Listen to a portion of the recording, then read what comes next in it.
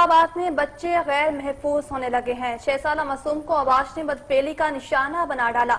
बच्चे के शोर मचाने पर अहले इलाके मौके पर पहुंच गए।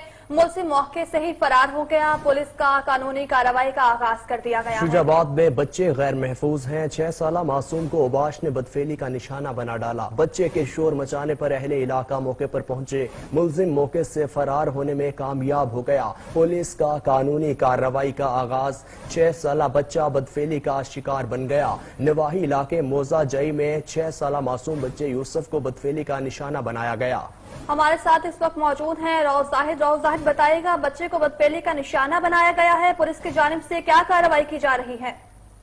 जी, ये वाकया नवाही इलाके मौजा जई में 6 साल यूसुफ को घर जब बाहर निकला तो इलियास नामी 16 साल लड़का उसे चीज के बहाने खेतों में ले गया और बदफेली का निशाना बना डाला। यूसुफ की वालदा के मुताबिक उसका शौहर मुनीर हुसैन मजदूरी की घर से कराची गया हुआ है। बच्चे की चीखों पुकार सुनने पर मुलजिम इलियास मौके से फरार होने में कामयाब हो गया। अहले खाना ने बेवकूफ पर पहुंच पर पुलिस थाना सिटी को 15 पर इतला दी। पुलिस ने इब्तदाई कार्रवाई का आगाज कर दिया और मेडिकल रिपोर्ट के मुताबिक बदफेली साबित हो गई है। पुलिस ने FIR का इंदराज कर लिया है और मुलजिम इलियास की गिरफ्तारी के लिए छापे मारे जा रहे हैं। जी, इंदराज हो चुका और छापे मारे जा रहे हैं। राव जाहिद, आपका बहुत शुक्रिया।